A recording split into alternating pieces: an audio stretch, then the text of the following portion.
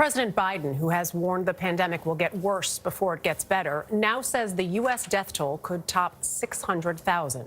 On Friday, there were more than 186,000 new infections in the United States. But at the same time, hospitalizations are down 9% since last week. And just over 16 million Americans have had at least one vaccine shot.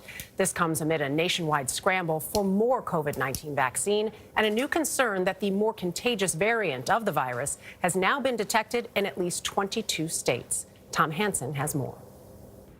Whether it's the long lines at the Tennessee Dragway turned supersized vaccination site or San Francisco's mayor yesterday at the opening of a site there.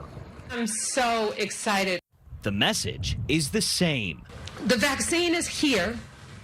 We're not getting the doses in the time that we need them to distribute them. So that means we're still in this pandemic. In Indiana, like too many other places, shots are given out until they run out. I wouldn't be able to sleep if I knew that we were wasting vaccine or disposing of something that is so precious right now. Nearly 20 million shots have been given in the U.S. since vaccinations began in December, an average of 982,000 a day.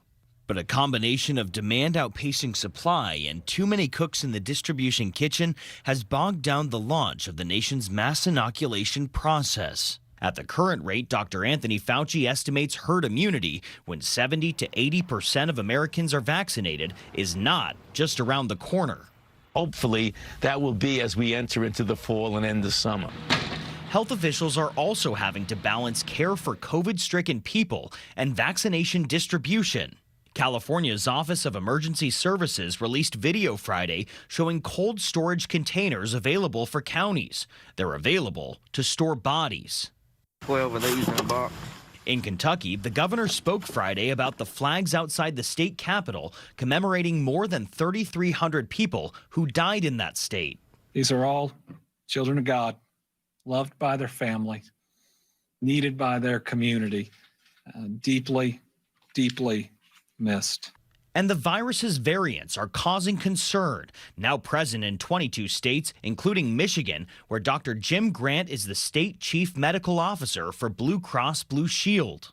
And that means if 1,000 people have COVID, that means with this variant, 1,500 people would get this variation of COVID. Now, health officials are recommending more masks. Hard as it was to get people to wear one, some are saying double up and wear at least two. For CBS This Morning Saturday, Tom Hanson, New York.